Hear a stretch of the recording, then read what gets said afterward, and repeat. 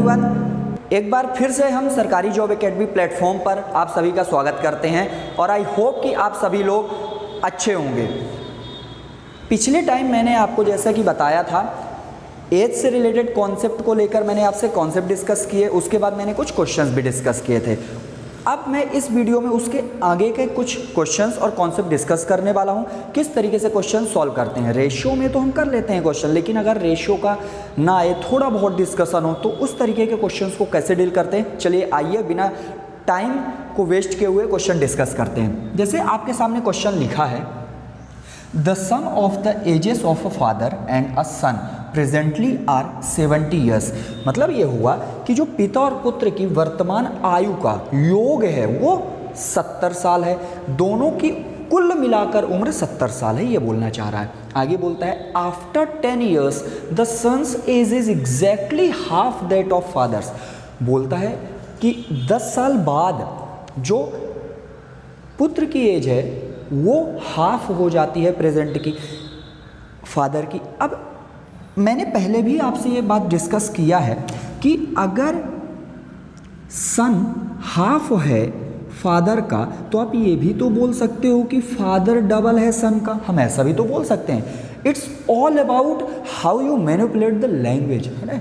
Manipulate कैसे कर सकते हो आप लैंग्वेज को, ये बड़ा मायने रखता है मैथ के लैंग्वेज में। चलिए, तो मैं आपको क्वेश्चन ये बोल सकता हूँ कि जो फादर और सन की जो एज का अनुपात है वो कितना हो जाएगा, 2:1। लेकिन ये कब की बात है, ये 10 साल बाद की बात है। ओके, अब ये क्वेश्चन दिया, इस क्वेश्चन को तो पहले मैं आपको ऑप्शन मेथड से करने का तरीका बताता हूँ। ऑप्शन से आप कैसे कर सकते हो। 10 साल बाद इनकी उम्र का अनुपात 2:1 हो जाएगा, आप देख रहे हो। तो एक बात बताओ, ये तो क्वेश्चन तो आपसे पूछा है उनकी वर्तमान आयु, तो आंसर में भी वर्तमान आयु दिया है। तो 10 साल बाद अगर हम ऐसा करें, दोनों में 10-10 ऐड कर दें, तो मुझे अनुपात 2:1 मिलना चाहिए। तो देखते हैं, ये मैंने 55 किया, अभी पिता की उम्र कितनी है 45, तो 10 साल बाद 55 हो जाएगी। इसी तरीके की उसके पुत्र की कितनी हो जाएगी 35। तो आप इसको करोगे तो 11:7 आ जाएगा, 5 से डिवाइड करोगे। ये ऑप्शन तो मेरा खत्म हो गया। इस तरीके से इसमें देखते हैं, प्रेजेंट अभी ये 50 है, तो पिता कितने का रहा होगा 60 का, पुत्र कितने का रहा होगा 30 का। तो आप देखो कितना आ गया, 2:1 आ गया। यही मेरा आंसर होना चाहिए, आपको आगे बढ़ने की ज़रूरत ही नहीं है। लेकिन आप आगे भी देखो, क्योंकि अभी आप सीख रहे हो। अगर आप कोई चीज़ सीखते हो तो सारे उसके पॉइंट ऑफ व्यू को समझने का प्रयास जरूर करना चाहिए। चलिए देखते हैं, जैसे 47 है, 47 में 10 को ऐड किया हो गया 57, और ये कितना हो गया 33। तो ये भी नहीं कटेगा आपका, 3 से कट जाएगा 57, ये कितना हो गया 11। कोई मतलब नहीं है, क्योंकि 2:1 आना चाहिए मेरा आंसर। इस तरीके ये वाला भी नहीं होगा। इस तरीके से हम अगर इसको 60 और 35 करेंगे तो ये भी नहीं आएगा आपका। आई होप मेरी बात आपको समझ में आ गई होगी ऑप्शन मेथड से करने का तरीका से। लेकिन इसको हम थोड़ा सा डिटेल में समझने का प्रयास करते हैं। 10 साल बाद पिता और पुत्र की एज का जो रेशियो है वो कितना है 2:1। अगर आप इसको यहीं से ये मान लो कि ये कितना है, तो ओरिजिनल एज की अगर मैं बात करूं तो पिता 2x का था, तो पुत्र कितने का था x का था। लेकिन हमें जो ये इन्फॉर्मेशन दी गई है 70, ये दिया गया है प्रेजेंट में, आपको दिया गया है वर्तमान में दोनों की उम्र का अनुयोग जो है वो कितना है 70 है। अब लेकिन ये तो आपको 10 साल बाद की इन्फॉर्मेशन, तो 10 साल पहले हम चले जाएंगे, हमें क्या जाने में प्रॉब्लम, 10 साल पहले हम चले जाएंगे। कैसे जाएंगे, आप 10 कम करोगे। क्यों कम करोगे, अगर आप अपनी अपनी उम्र खुद सोचो, है ना, खुद सोचो और खुद बताओ 10 साल पहले कितने साल के थे। तो क्या करोगे, 10 माइनस करोगे। तो 10 मैंने 2x में 10 को माइनस किया, और इसी तरीके से पुत्र में भी x को, क्योंकि दोनों 10-10 साल कम जाने पड़ेंगे ना, कम करना पड़ेगा उसको। और बोलता है यहीं से दोनों की उम्र का कितनी है 70।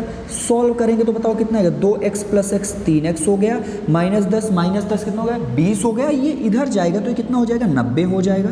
तो x से मेरा x आया 30, तो हम बोल देंगे कि पुत्र की उम्र 30 साल और पिता की उम्र 60। लेकिन ये 10 साल पहले की बात थी। 10 कम करेंगे प्रेजेंट आ जाएगा, तो 50 आ गया और 20 आ गया।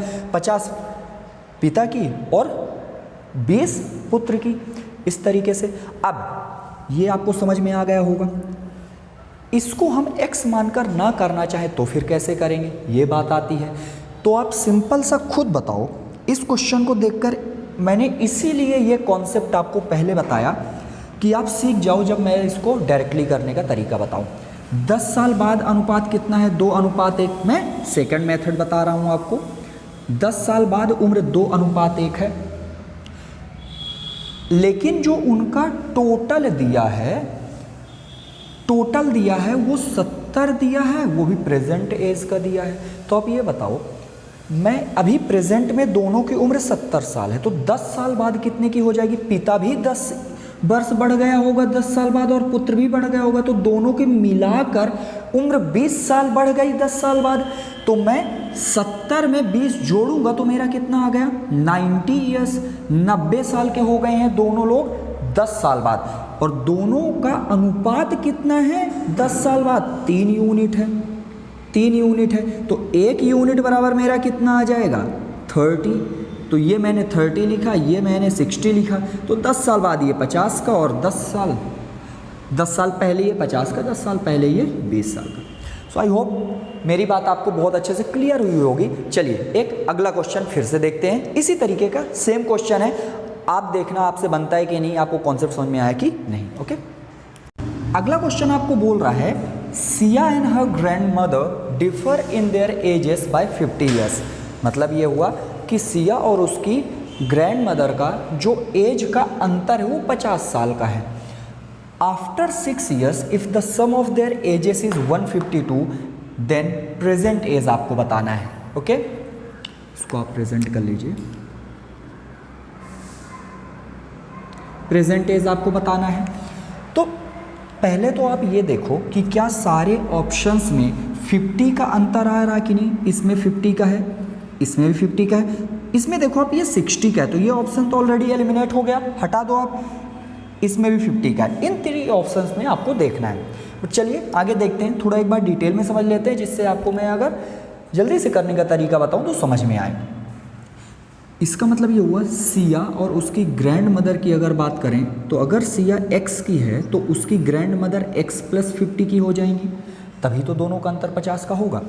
अब बोलता है 6 साल बाद जो उनकी उम्र है वो 152 की हो जाती है दोनों को मिलाकर। तो आप कर दो 6 साल आगे बढ़ा दो पहले, तो सिया कितने की हो जाएगी 6 साल बाद? x + 6। जबकि उसकी ग्रैंड मदर कितने की हो जाएंगी? x + 56।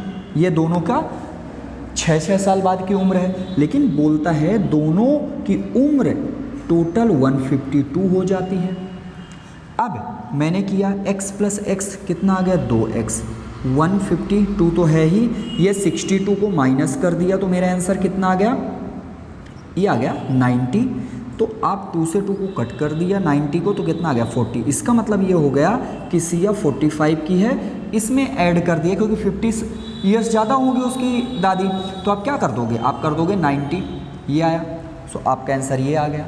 ओके, इस तरीके से तो ठीक है, आप अगर समझना चाहते हो बहुत बढ़िया है, लेकिन इसको अच्छा और करने का तरीका, स्मार्टली करने का तरीका ये हो सकता है कि आप क्या करो, बोला है 6 साल बाद दोनों की उम्र कितनी है? 152। 6 साल बाद दोनों की उम्र कितनी है? 152 है। तो मैं क्या करूं? अब एक बात बताओ, 6 साल बाद दोनों की उम्र दिया है, ओके, तो मैं अगर चाहूं कि प्रेजेंट में दोनों को लाना चाहूं तो आप खुद बताओ, 6 और 6 सिया की दोनों की, सिया और उसकी दादी की दोनों की उम्र बड़ी होगी, यानी 12 साल बड़ी होगी, ओके। और 50 साल अंतर है ही, 50 साल अंतर ही है ही। मैं उस अंतर को कम करना चाहता हूँ, जो सिया और दादी के बीच का अंतर है उसको कम करना चाहता हूँ। तो आप 50 + 12 आप 62 को सब्ट्रैक्ट करो तो बताओ कितना आ गया? 90 आया। और क्योंकि दोनों का इक्वली अब डिवाइड करना है तो 2 से डिवाइड कर दिया तो कितना आ गया? 45। तो ये उम्र हो गई सिया की, सिया की उम्र 45, लेकिन ये 45 और 45 मैंने इक्वल कर दिया था डेविएशन के थ्रू। अब क्योंकि दोनों का अंतर 50 का है तो मैं 50 ऐड कर दूंगा तो ये मेरा 95 आ गया, ग्रैंड मदर का भी, दादी का भी आ गया। तो इस तरीके से आप कर सकते हो अगर आपको चीज़ें समझ में आती हैं। लेकिन again it's my humble request to all of you, अगर आपको करना है ऐसे क्वेश्चंस, पहले आप अच्छे से समझिए, समझने के बाद आप ऑलरेडी खुद से इतना आपका माइंड काम करने लगेगा कि किस तरीके से हमें करना है। नेक्स्ट वीडियोस एक दो वीडियोस में मैं आपको और इसी तरीके से क्वेश्चंस बताऊंगा, उसके बाद मैं आपको टफ क्वेश्चन इसके कैसे करने हैं उस तरीके से बताऊंगा। तब तक के लिए थैंक यू वेरी मच।